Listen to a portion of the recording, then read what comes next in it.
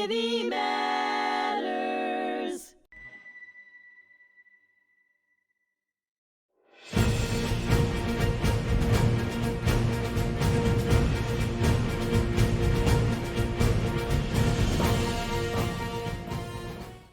Hello, and thank you for joining me today. I'm your host, Richard Acritelli, and on today's episode of The Fog of War and Humanity here on HMTV, my special guest is Lieutenant Colonel Marty Vieira.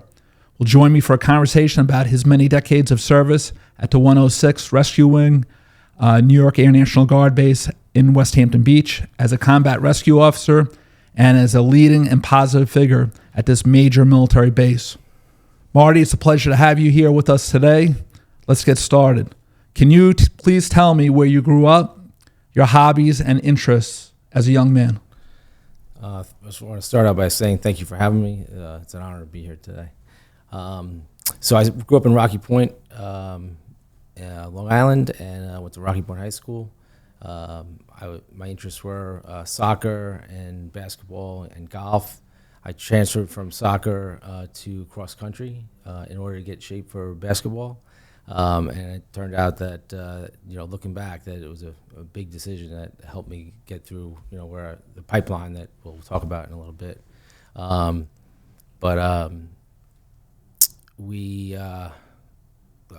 met a teacher that was a lifeguard, and he kind of took me under his wing, and I started in 1986 as an ocean lifeguard. What was his name now? Tim Delaney. Okay. Great guy. We're still friends. I still work on the weekends as a lifeguard. But that's where my passion for saving lives really originated. Was there any lessons that he taught you or reinforced or anything along those lines? The teamwork, and the boss there was Joe Dooley, and he was a prior military man, and he kind of ran a tight ship. So there was a lot of times that as a young 16-year-old that asked to do some things, and really kind of the brotherhood of lifeguarding. I grew up. I had two older sisters, so it was the first taste of the brotherly love, the tough love, and the first year there especially is you're a gopher. You go for this, you go for that, you do all the digging, you do most of the work.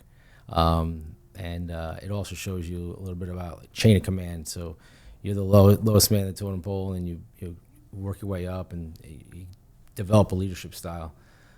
So it was a great experience. Now, did it help you later on for the military? I mean, you have your uniform on today. Did that help you kind of get prepared for that? Yeah, absolutely. As I said, the rank and structure and follow, and then certain times you have to lead, saving lives, obviously, under some tough conditions. But I was never a swimmer, and to get through the pipeline, you needed to be pretty comfortable and a strong swimmer. So that's where I developed into that. So those skills definitely helped me later on. Which beach did you work out? Was there other different beaches that you were stationed at? So it's Suffolk County Parks, and there's three beaches. There's Stillwater Beach, and then there's Smith Point, and then Cupsog County Park as well. Was there any one of those beaches that you liked to work at better than another? Well, starting out was Smith Point. That's where most of the lifeguards were. But now, since I have moved to Riverhead, I'm so close to Cupsog, so I choose that beach. And it's near the base also, and it's right near the base. So and you fly over it, and you must.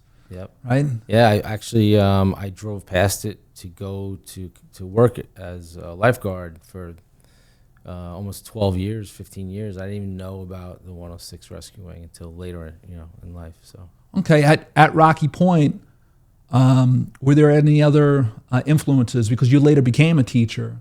Was there any other influences, besides Mr. Delaney, that kind of maybe pushed you in that direction? Not at the teaching. My dad was the principal of Longwood High School, so I saw the lifestyle, and he always kind of nudged me into that direction. Yeah, you had it in you. And yep. If you got in trouble in school, what was it like to go home to see your dad? Well, I did get kicked out of class one time, and my dad defended me. He came in, spoke to the principal, brought the teacher in. So he always had my back. But that didn't happen, right? You were always a very positive guy, Yeah, I wasn't really a troublemaker. Yeah. I followed the rules. You kind of went with the flow. Most of the time. Yeah. Okay, all right. Now you graduate from Rocky Point High School. Where do you end up? Well, at that time I did want to join the military. I had hints of it, but my parents were like, "You're gonna get your education first." So I followed my dad's, my sisters, a bunch of people went to family members went to Manhattan College. So I went there and pursued a degree in education, and then I had some interest in science. So I ended up staying an extra year and taking all my electives through the physical education curriculum, and then I stayed an extra year and got a bunch of science courses. So when I came out, I was more for a job. I could teach science, phys ed, things like that. So okay. Now, when did you become a teacher? 1994. I was a substitute in Port Jeff. Then I worked in Brooklyn for a period of time, and then I ended up through the lifeguarding. I knew one of my friends his dad was a personnel superintendent at Howell Township, New Jersey, and they were opening up a brand new middle school. And I got a job interview, and I began working there in September of '94. Did you take the teaching right away? Was it something that you enjoy doing? I mean, it's kind of in your blood a little bit there with your dad. Yes, but I did have a transition period. So the teachers, we had a team teaching, 4 team teachers, and they were experienced, and so that's why they put the new guy. But their rules were come in, sit down, do your work, and get out. And it just rubbed me. Like I couldn't do that. So I found my own way eventually. Okay. It was basically giving the kids a choice, and it was anytime they acted out or did something, I realized it was a teachable moment, and it fit with my personality. And it was great. I loved it. Were you able to talk to your dad about certain situations? And well, my dad had passed away in '94. Okay. He was 2 months away from retiring, and so. And he's certainly proud of you in terms of everything. I get signs from him all the time, almost every Getting day. your education, becoming a teacher, lifeguard. Yeah. Now one of the main figures at 106, West Hampton Beach. All very, very positive, positive things. Now you taught for how many years? 10 years. Is there any one part of it that you miss? I miss the interaction with the kids, and I always felt that, teaching was teaching the next generations, and it wasn't just the content. I ended up getting my position was 8th grade science teacher, but developing them, shaking our hands at graduation. Sure. And things like that. So was there any one part of the science, like the content, that you liked? Presenting to your students? There was, it was a program called Science 2000. It was all like real life topics. And one of them was a genetics unit that there was a dictator named Pinochet that killed. It's like Chile, right? Yep. Chilean, right? Yeah, actually. Very good. And he was nice enough to keep the kids alive, and just give them to other members of his military on his side. So there was a group that formed, Mothers of the Disappeared, and Sting actually wrote a song about them. But they were trying to find their family members. They knew that, but they had to prove it, right? So we had real life data of these kids and these family trees, and as we moved on throughout the curriculum, we tried to match up these kids to these families. So I thought it was amazing. That's amazing, right? Because we always think of dictators as being thousands and thousands of miles away, and that was occurring in our own hemisphere, and it was serious too. Very serious. Now, 9/11 comes about. You're teaching in New Jersey. Mm-hmm. You're not too far from the city. What were your, immediate thoughts? What was your response? Well, I was already in the process of becoming, joining the military. And I came in to work the next day, and they were like, "You still going?" I was like, "Absolutely, more than ever." Like, it kind of fueled the fire. I felt like I could help, and I wanted to help. So. Now, was it always the Air Force, or did you think about other branches? No. So I found out about the job of a pararescueman, and all the things they do, saving lives under extreme conditions everywhere, right? 24/7, anywhere in the world. And that, had me immediately enthused, and I was hoping that I could make it through, because I knew it was a tough pipeline and a tough selection. And I was going to do it part-time, be a traditional guardsman at West Hampton. And then as things went through, I ended up staying, becoming an officer, and 22 years later. So, yeah, here we are, right? Yeah. So now you go in, you're an active guy, right? Active kid, swimming, you play a couple sports, probably always on your feet, right? Does that help you at probably where were you at Lackland for basic training? Yep, Lackland basic training. Okay. Does that help you? Yeah, so during my teaching, and how old were you when you were there? I went to basic training when I was 32 years old. So you were literally the old guy there. I was an old guy.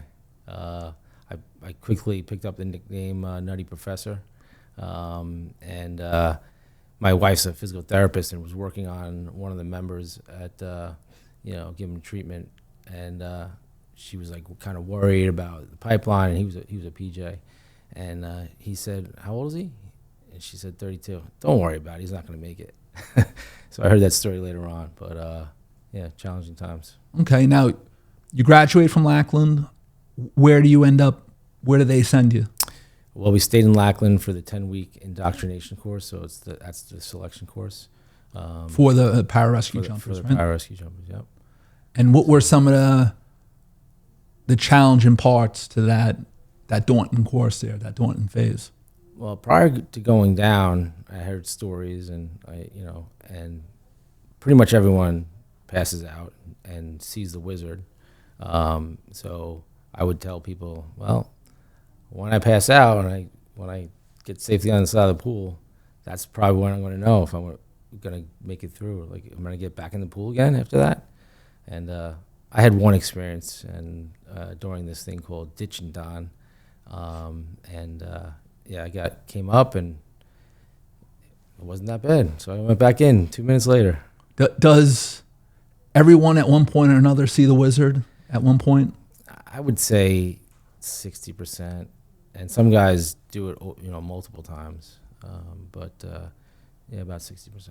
Okay, and what was some of the things that they expected from you in terms of, especially in the pool? Yeah, the pool is where it's the way that the Air Force can test their men, it was difficult. There were times where, there was this one swimmer that was 6'3", chiseled, and he would not come out of the locker room. It wasn't like he even failed an event. So I think just getting in the pool and taking one event at a time, it ramps up from week 1 to week 10, so with different events. Now, going back to your moments as being a lifeguard, right? Did you ever see the wizard in terms of, did you ever get hit by any hard waves or conditions? You're in Atlantic Ocean there. Did you ever come across anything like that? Yeah, we pride ourselves on being the elite ocean rescue team. So anytime a storm would come in, the beaches were closed, and there are many times where the county exec was, you're not allowed to go in the water, but we'd find our way in, and you get humbled by some waves after coming off either body surfing or surfing, and be held under, and then you're trying to swim up, and it's such like there's nothing to grasp on, it's all foamy, and you're like, when am I gonna break the surface? When am I gonna break the surface? So I did revert back to that many times. Did that help you contest the wizard a little bit? Absolutely, yeah? Absolutely. Okay. Just remaining calm in the water. And were you able to share some of those feelings with some of the recruits that were around you, some of the other airmen? Yeah. So even though I was an E3 going in, I was older, so there was a lot of people that kind of sent around me and, hey, what do you think? And I helped a little bit. You just gotta relax. Now you leave that phase. Where do you end up at? The next one was I was down in Key West, Florida, for Army Combat Diver School. And again, met some challenges there as well. Okay, what would be like one of the challenges? Well, there was a rope climb, and they didn't really teach that, the technique. So you can't not ring the bell on the top. So I climbed all the way up, and then I started coming down a little bit, my hands, and I just couldn't hold on. So I fell about 20 feet, but landed okay and continued on with the course. But that was just one little challenge. Yeah, a couple. I'm sure some bumps and bruises along the way, right? Yep. All right. So now you're at Key West. Mm-hmm. Where do you end up after that training? Fort Benning, Georgia, for static line school. 2 weeks. Okay. I got recycled there actually. So I actually it was 3 weeks for me. Okay. 4 weeks. What was the reason why they turned you back? I was trying to be positive, but they took it as I wasn't being as serious on the PLFs, which is parachute landing fall. They have this trainer where you have to hold on and you have to land a certain way. I believe I'm pretty agile, but I guess I wasn't there, and so I had to. Was that a tough thing? Because you're a positive guy. You're definitely glass is half full, right? Absolutely, yeah. Was that tough to hear? It was, and in that school particularly, it's a grind. You have to be there at 4 o'clock in the morning for a 7 o'clock start, something like that. And I felt like the wasted time, but I definitely learned what the Army was all about. Yeah. But I bounced back. And you got two ways of thinking: the civilian way, and then the military way, which is completely different. Completely right? different. And that's part of the training too, is to get used to that. Yep, absolutely. Okay. Now, how many jumps did you make? The requirement is five jumps in Fort Benning. Now, when you look back, at your career, how many jumps, or close to how many jumps have you made? I'm probably up to about 700. Wow. Yeah. Okay, so you came a long ways from being down there for an extra week, right? Yep. And it's part of your job too. So, okay, so now you're at Benning. They call you in. They say, all right, now we're sending you. Where are they sending you next? From there, I went to Fairchild Air Force Base for SEER training. Okay. And that was 3 weeks, I believe. Okay. And, obviously very tough training. Okay. Is there anything that you ate out in the field to survive? At that time, definitely a rabbit and anything you get your hands on that you would try. Did it taste okay, or was it a little? It was a little gamey, but a little tough. But you're so hungry, and they had other vegetables mixed in, so it was fine. I'm not picky. Sure, you're hungry, right? So exactly. Okay, so now you leave there. Yeah. You probably got some bumps and bruises. You probably lost a couple pounds. Yeah. Now, where do you go after that? I ended up going to Yuma, Arizona for Freefall school. So that's where you move up from the static line into the Freefall. And how long were you there for? That was 3 weeks. Okay. How many jumps did you make? Do you remember? I think it was 18. I think it's like minimum was 15. And I think we got an extra because the weather was good and things like that. And that was you're straight in the desert, right? Yep. It's big open field. Okay. New parachutists, they don't hit the drop zone every time. Okay. You don't hit the drop zone. Did they frown on that a little bit? Oh or? yeah, you had to pass certain gates each time. Okay. So was there any one thing that they might have said to you to get your attention if you missed that target? Beat your boots. Okay. That was their punishment. Was that running? No, you just had to it was kind of like a squat. Really, you just had to go down. It was really more the embarrassment. Oh, like kicking your own behind? Was that it? It's kind of like that. Yeah. All right. Now, after Yuma, where do you go? I went back out to Kirtland Air Force Base, or actually first time to Kirtland Air Force Base for the paramedic course. Okay. So that was 8 months, all medicine, and at that time the Air Force had their own program, but we did first 6 months in anatomy and all the science behind it, and then did you find that easier? I know it's hard, it's complicated. You're dealing with people that are always in trauma, right? That sort of thing. Yeah. But what you're educational background and the sciences. I know the sciences are very wide ranging, but Right. did that help at all? It helped. I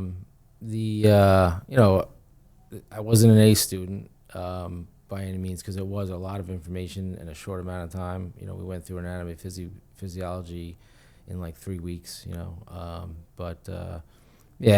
think my study habits helped out, and then it's a team effort too. So we all would take different sections, make note cards, and share them, and so it was good. We got through. Was there any one thing that they stressed to you during that course?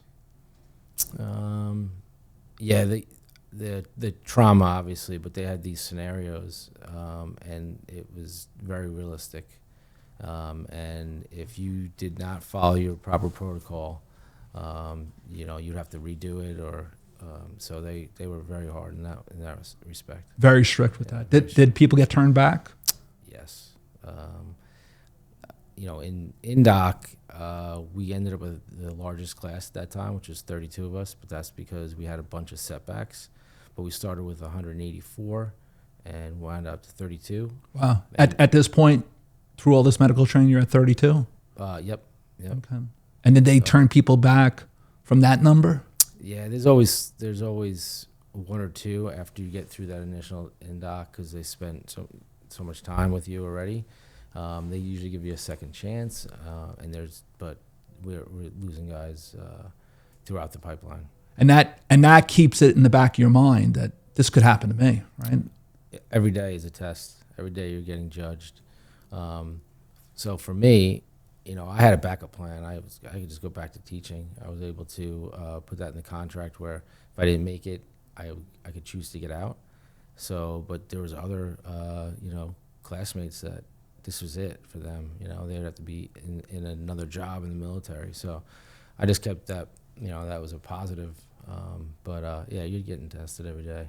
Okay. Now you leave there. Where do you end up going? My pipeline, I actually failed the paramedic cardiology section. So I had to go home, and I had to retrain and then get back on the horse and go back out to Kirtland to finish up. What was the hardest part of that? The medical? The cardiologist did. It was just reading rhythms, and I think what they were teaching at the Air Force program, as opposed to what because we had to, pass the national paramedic exam. I think it was just a little bit different. Okay. So I decided to learn how to take the test. Sure. And it's got a lot of pressure on you. They're throwing a lot of different things at you. Yep. You're a little bit of an older guy, so you're kind of wondering, right, if I made the right decision, I'm doing this, right? 32 years old, right? Yep. So, there's a lot to be proud of. It really is. And all right, so now you successfully take that, you pass it, you move on. Mm-hmm. Where do you go after that? The culmination school. So you take all the different skills you've learned, and then you go to you're in Kirtland again, and it's the final 10 weeks, and they just build up on those skills, and then put them into full mission profiles where you're doing all those skills, on a mission. Where was that? Where was that? Kirtland Air Force Base, New Mexico. So that was in New Mexico? Yep. Okay, and what was one of the tasks that they expected of you that you thoroughly enjoyed, that you really said, wow, I can't believe I'm doing this? I would say the jump mission that we had, at the end, working as a team and actually doing the job that we kind of signed up to do. Okay. And they make it realistic. Okay. So it's pretty good. Was there any one thing that you said, I'd rather not do that again, or I know it's part of the job, but that you might have had a hard time with?